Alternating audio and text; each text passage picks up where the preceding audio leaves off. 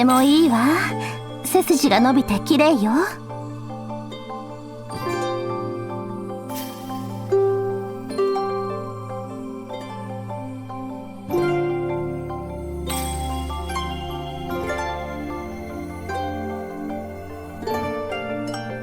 匠くんが家出した日からよ。廃校になったんだし、謁見はちゃんとしちゃおうぜって。姉さん、匠くんが戻ってきたら驚かせるつもりだったのかも。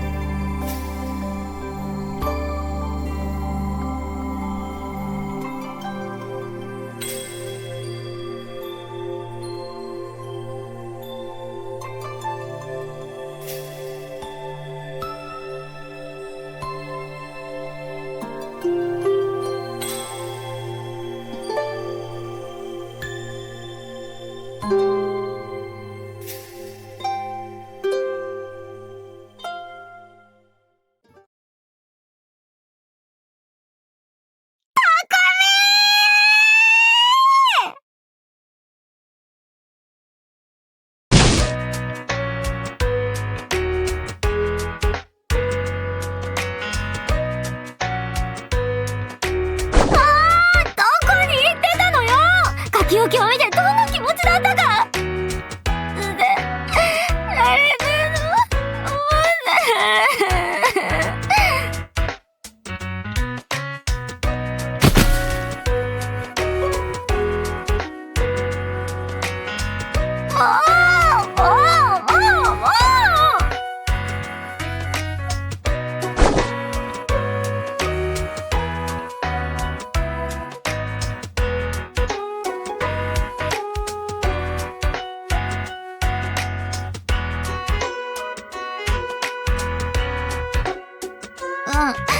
今回は特別に許してあげる。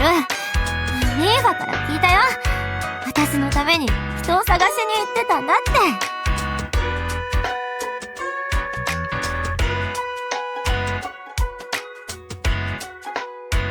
て。でもね、匠がいない間は散々だったんだよ。もうマジでダメでさ、天の知るべきって感じ。軍刀どもを飲み込んでやろうと兵を率いて留守を養子のやつに任せたら、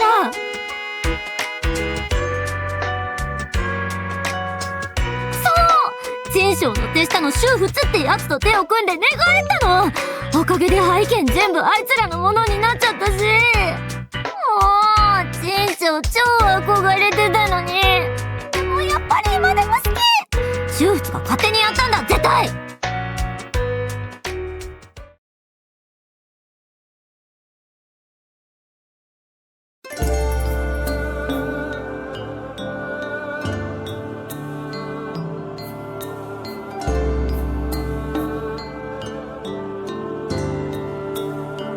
ハイは姉さんが支配したばかりでまだ落ち着いてはいないでしょ。修仏には格好の獲物に見えたのね。迷惑千倍よ。超ムカつくったら。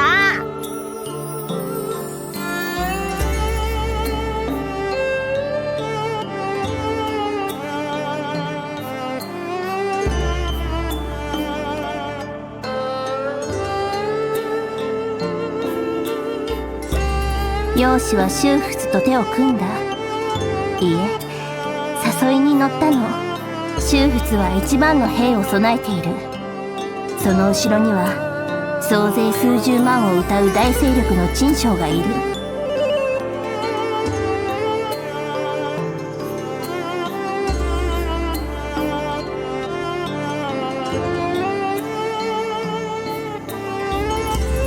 その後は修仏の兵3000を借りて他の町も脅して支配下に組み込んだ。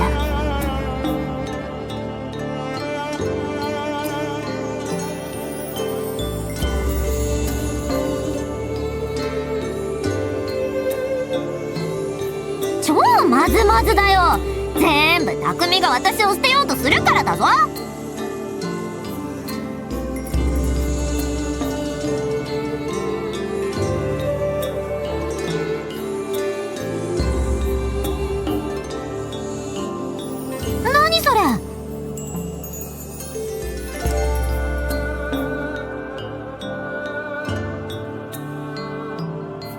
王様は兵糧が尽きる前にハイの町を奪い返さなければなりません。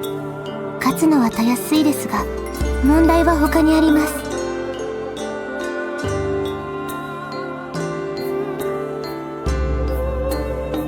ねえねえ、このちっちゃくて可愛い子誰？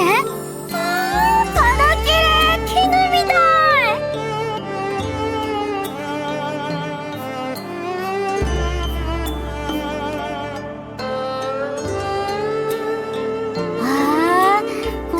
匠が探してた人材なんだ。でもさ、可愛い子だね。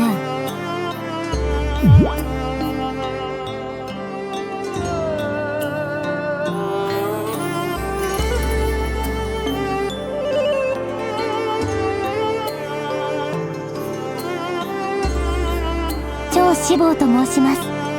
長領とお呼びください。芝仙様に請われここへ参りました。あ、喋った。こんなに綺麗なのに喋るんだ。マジ尊い。こんなに可愛い子を連れてくるなんて、匠お手柄だね。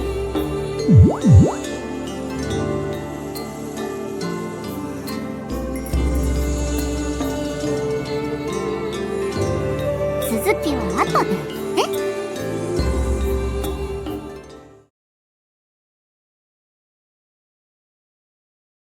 匠たちも座って座って。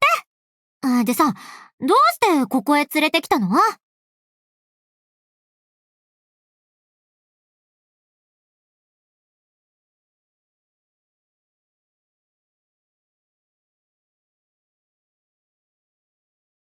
ごはん。我が天のしるべ、よく戻ってくれた。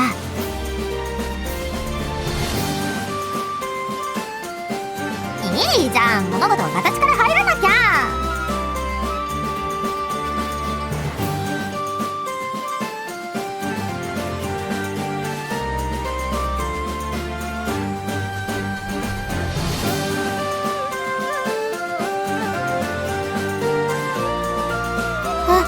兄様、そんな恥ずかしいこと。こんがりになる。あらあら、はっきり言いすぎて困った子。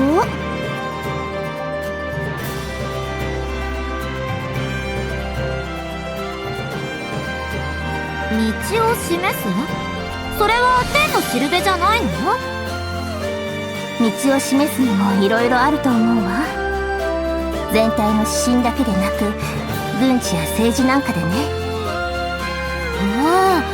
つまり長領ちゃんを軍師にすれば王により近づくってことね。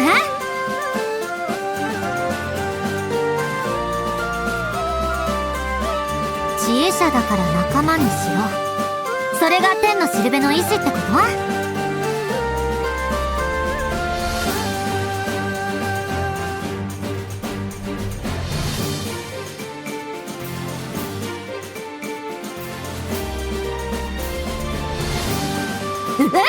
この子が？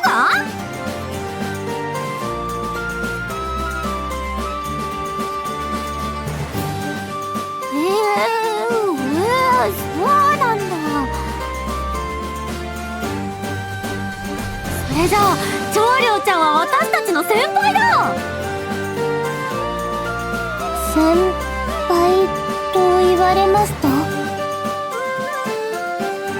だってそうでしょ。今私たちはシェーンを倒そうとして反乱してる。それを長領ちゃんはずっと前にやってたんだから。長領ちゃんからしたら陳将も後追いのペーペーだってことになるよね。これはすごいよ、先輩だよ。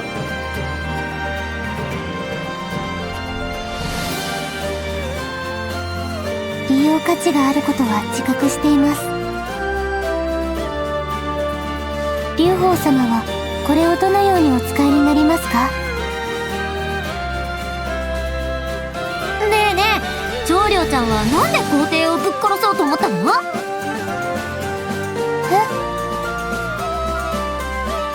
皇帝の行列ってあれさ、見るだけでも渦じゃん？変なことしてんの見つかるだけでもヤバじゃん。なのになんでわかんないけど、多分いっぱい頑張ってやってやるぜってとこまで行ったの？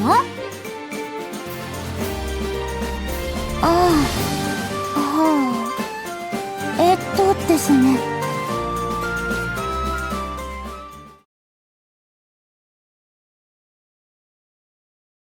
私は漢で名家と呼ぶに差し支えない一族に生まれました。代々宰相を務めさせていただくなど、王からも多大な恩を賜っております。しかしその漢は真に滅ぼされました。大陸統一の名のもとに、特に瑕疵があったわけでもないのに、真は真でないものを許さず、蹂躙し、陵辱し、略奪し、破壊し尽くしました。王も民も殺され、幾人にもいた兄たちも私を守り逃がすために命を散らしていきました。炎、煙、悲鳴、血、鉄、瓦礫、すべてが今ここにもあるかのように焼き付いて消えません。ほんの数日前までは当たり前だった穏やかなささやかな幸福の日々、それが失われてしまったのです。真の手によって。この身には収まりきらぬほどの無念があります。焼いても焼き尽くせぬ憎悪があります。もう決して取り戻せぬ悔恨があります。これを晴らさぬままには折れません。晴らさぬままに進める道はありません。打倒真のためならば全てを捨ててみせます。知恵の限りを、人脈の限りを、わずかなりとも余力の限りを、持てる全てを注ぎ込みます。これが私が始皇帝を狙った理由と私の目指すところです。長領ちゃん、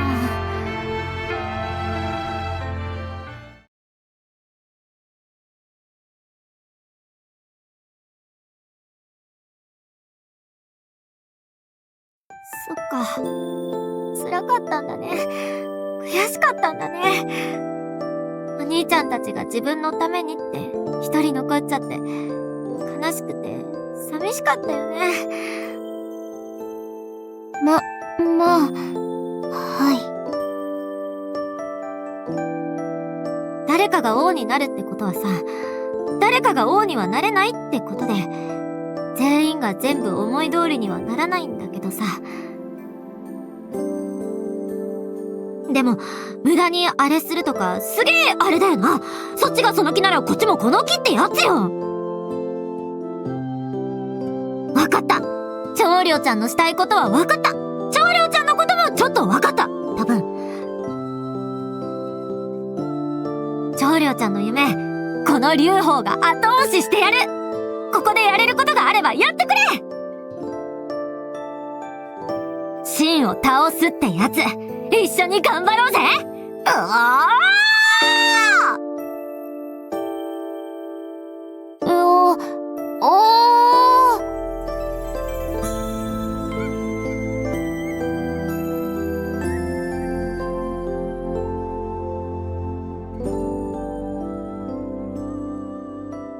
そうですね。そのつもりでした。そしてそれはもうなせました。具体的に説明せよと言われると私も困ってしまうのですが、劉邦様にはなんとなく人を引きつける力を感じます。それこそ王の器と呼ばれるものなのかもしれません。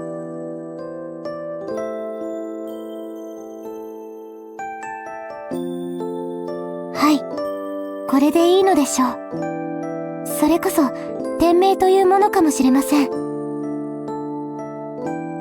もしかすると最短や最善手ではないかもしれませんが、なんというか私も頑張れそうというか、居場所があるというようなことを感じました。当然もっちおまけにうちの天のしるべが激烈推薦してくるんだし、そりゃ歓迎するってもんよ。あんだけ熱烈にお話ししてくれたんだもん。そんで帰れとかありえんって。今思うと恥ずかしいです。偉そうなことを言っておきながら市場ばっかり下ってしまって。それくらいでいいのよ。仮に復讐が目的だったとしても、あなたまで鬼にならなくていい。思いのある人間のままでいいのよ。ああ、ここではそうなのですね。さあさあ、無理しすぎとか言っちゃよくない。特に自分で命を捨てるようなことしちゃダメだよ、長領ちゃん。俺はやりきったんだぜって胸張ってお兄ちゃんに言えるようにしないとね。はい。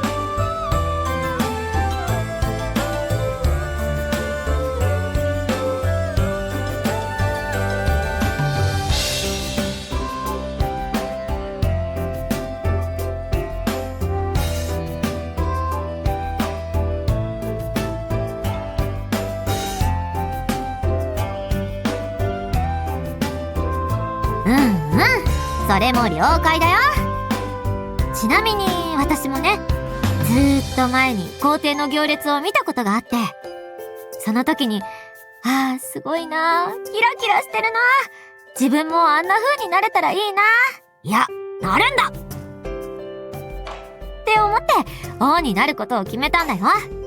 まあ実際には他にも色々あるけどね、それが最初。いいことだと思います。おそらくはそうして劉邦様と共に夢を見たい、そんな方が集まっているのでしょう。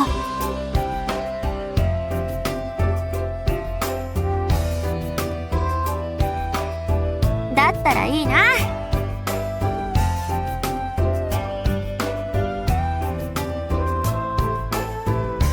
まあ私は赤龍の乙女だし、天のしるべもついてるし、劉邦はこの天命を信じて全力で突っ走ってやる。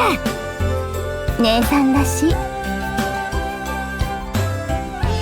劉邦様は歴史に残る大バカか、大陸の断りを覆す大輪になるか、正直私にも測りきれません。私に測れない方だからこそ、私にかなわなかった真の打倒成し遂げるのかも。劉邦様、改めて願い立てまつります。どうか長領を臣下にお加えください。劉邦様が秦を倒そうとする限り、私の際で進むべき道を切り開いてみせます。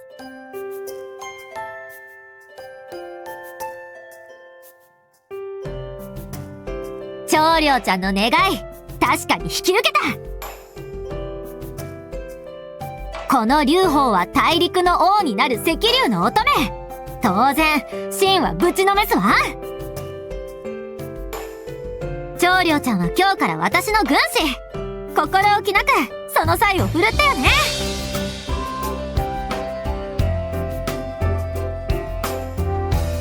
兄様、劉邦様と引き合わせていただきありがとうございます。主へは求めていた方に出会えたかもしれません。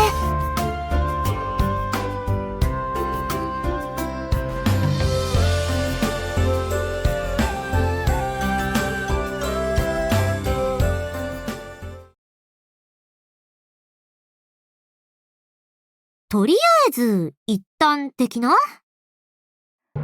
それならば劉邦様、先ほどの養子の件、早速検索してもよろしいでしょうか。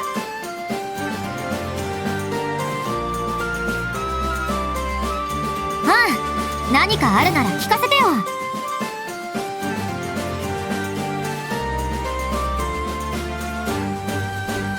劉邦様の軍は敗れたのですね。さ負けてきたばっかよ。昔なじみのくせに裏切りやがった恩知らずの養子、ぶちのめしてやろうとハイに攻め込んだけど、すぐにもう一度攻めるのが良いでしょう。負けたばかりの兵で守りは固いし、強引に攻めて兵を失ったら宗仏が攻め込んでくるですね。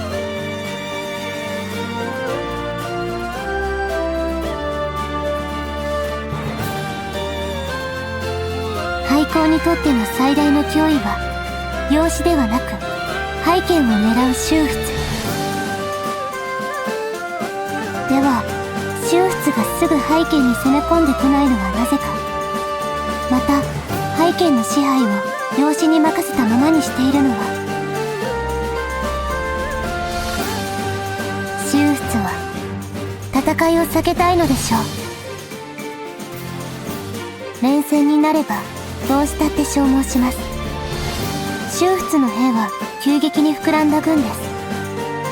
おそらく連兵も行き届かず、統制に不安もあると思われます。敗れてなお生き高い今の劉邦軍と真っ向ぶつかって兵を失えば、本拠の義すら失う危険がある。自分は安全な場所にいて動こうとしないのは養子すら信用せず、とにかく用心深くこちらの削り合いを待っているのでしょう。ハイの奪還を目標としてはなりません。その先を見据えた行動が必要です。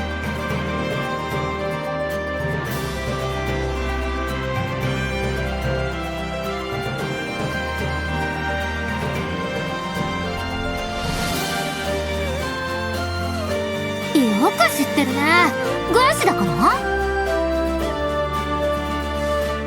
情報は武器です、劉邦様。例えばお触れの敷かれている地域を知れば、次に鬼人が通る場所がわかります。出発する時間がわかれば、いつどこに差し掛かるのかも推測できます。仮に断片的なものだとしても、そこから導き出せることは数多くあるのですよ。なるほど。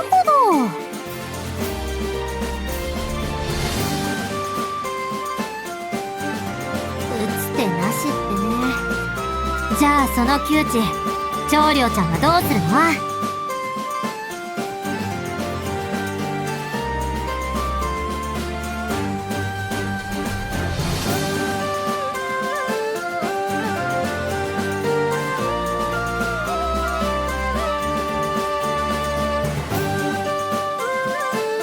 ばかりの養子にはおごりがあります。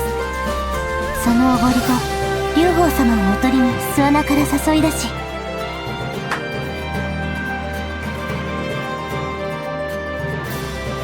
速やかに破り養子の持つ兵を飲み込み、宗仏を攻め込ませないだけの戦力となりましょう。それができるのね。はい、できます。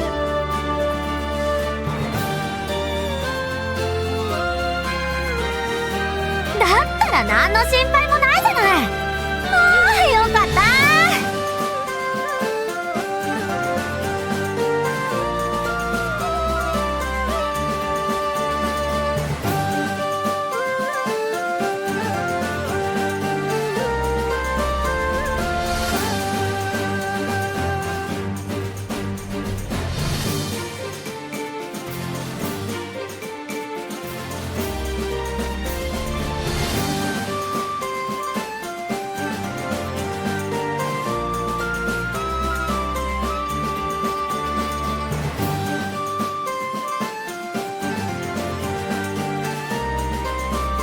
劉邦様、まずは拝剣を奪い返しましょう。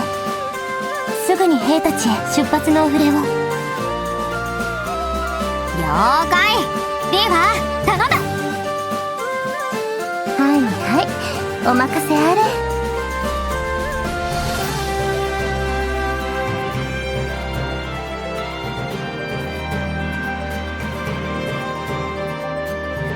そうそう、拓民。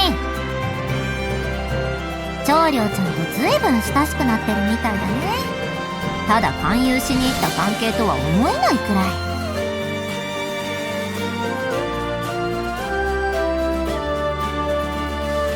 後でじっくりたっぷりしっかり聞かせてね。